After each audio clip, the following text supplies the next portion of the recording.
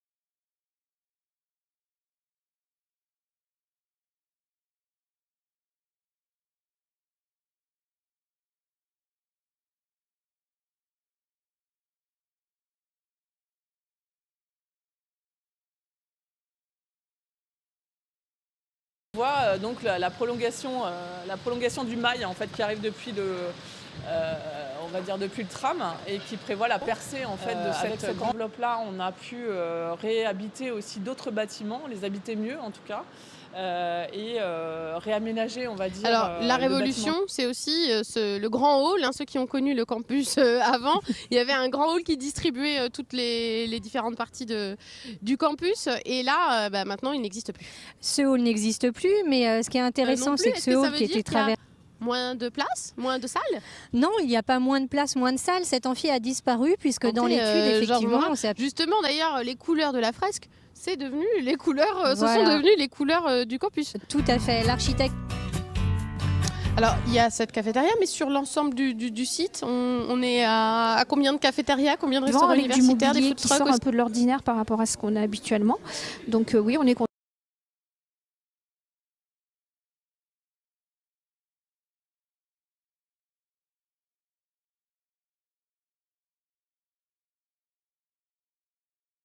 Les artistes sont prêts à dédier leur vie entière pour faire naître ce moment. C'est très...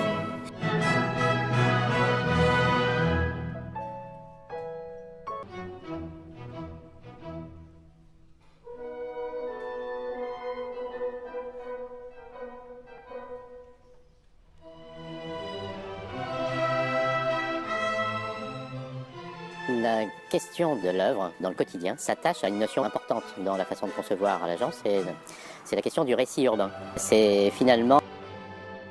Le rez-de-chaussée de l'agence est en fait une entité associative qu'on abrite, mais qui a sa propre vie. Nous avons une conviction importante qui dit la nécessité de la culture dans les quartiers, au creux des quartiers. Donc si le rez-de-chaussée est aujourd'hui au pied de l'agence, c'est pour faciliter l'expérimentation. J'aime bien cette notion d'incubateur, parce que... Ici, on est devant le portail de la Cour des Arts, et le portail, c'est une question. C'était Yannick Pagrimaud. Il a une idée de... Un moment de seuil, dans un mouvement de vent, parce qu'on est dans une exposition express, et que le vent allait avoir lieu à cet endroit. au parapluie qui s'envole, les feuilles, ça va des... À Confluent, la question a été différente parce que le maître d'ouvrage donc a décidé à un moment d'investir sur la dimension artistique. Ici, on a réussi à la glisser dans la conception sur ce bâtiment. Ce qui nous a permis d'inviter des œuvres que l'on savait de faire d'œuvres de juste positionnement dans cette affaire. La proposition de départ, elle est assez simple. Le bâtiment était pratiquement terminé quand ils m'ont appelé en me disant en lien avec l'esprit de l'environnement. Et j'ai proposé ça, qui sont des pièces qui sont un petit peu anciennes, qui datent de 2009. On a travaillé à les installer, à les mettre en dehors des usages. Elles sont très exactement. Il faut bien imaginer que ces trois pièces-là, elles ont été... L'entour d'Auvergne était plutôt sur quelque chose qui était de l'ordre du glissement et de la venelle. Nous avons convaincu le maître d'ouvrage d'inviter un artiste à révéler un objet invisible de l'architecture du grenadier napoléonien. Au niveau de la Tour d'Auvergne, c'est un personnage qui a une très belle carrière militaire. Et en cours de route, c'est devenu un des grands auteurs de Bretagne, breton. On est relativement dans la fresque chronologique, voilà. C'est intéressant de bosser sur ce projet parce que du coup j'avais travaillé avec le paysagiste sans savoir comment on implantait. Je disais, voilà, là je veux un arbre là je veux un arbre là par rapport à la peinture. Il y a aussi une prérogative technique qui est là, c'est-à-dire que là j'ai des poteaux, donc là faut pas que je dessine parce que ça n'a aucun intérêt. Il y avait ce rythme là aussi à respecter, à prendre en compte. Réfléchi pour la ville, réfléchi pour les gens, et puis avec une vision aussi pérenne de la chose, c'est-à-dire que voilà, l'œuvre on sait qu'elle est intégrée dans un projet et qu'elle est là pour durer quelques années. A plu au point que le promoteur a voulu une seconde peinture derrière là-bas. Dans le cadre du Grand Carquois, on a gagné un prix technique sur la performance énergétique. Comme le bâtiment était déjà en chantier, on allait gagner plus d'énergie et plus de calories. Donc en fait la Luna est arrivée, ils ont créé toute une œuvre, c'était très important aussi de transmettre aux habitants toute l'historique du projet qui a été foisonnante sur le rapport à cet environnement naturel de la vallée du Sens qui est très particulier, le bâtiment qui du coup porte une architecture particulière. Et donc sur le bâtiment qui est le bâtiment d'accueil, sur lequel on retrouve une sorte de fresque un peu dessinée qui va se retourner et qui en fait fait face à l'école, qui raconte en gros le processus à la fois une sorte de mythe un peu, puisqu'on voit en fait l'arrivée des habitants qui viennent capter le soleil de manière uniquement physique, qui pompent le soleil et vient inonder le bâtiment. Et en fait arrivent des sortes de saltimbanques. En fait ces sortes de saltimbanques viennent sauver un peu les habitants de leur rapport trop technique à l'environnement et se recrée une sorte d'apaisement un peu magique vis-à-vis du territoire. Bien ou mal, en général bien. On partage une sensibilité sur le matériau. Voilà, c'est tellement respectueux ou à distance, puisqu'on a été éduqué comme ça, qu'on ne touche pas. C'est à tel point que quand j'expose maintenant, je mets un petit panneau pour dire ici on peut toucher.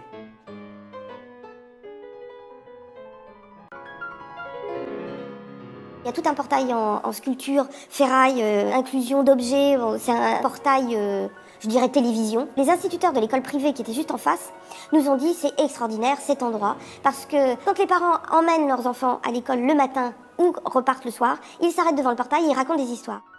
Les instituts nous disaient qu'ils entendaient parler dans la cour de récréation du soleil, de l'alligator qui était au pied du portail. Rien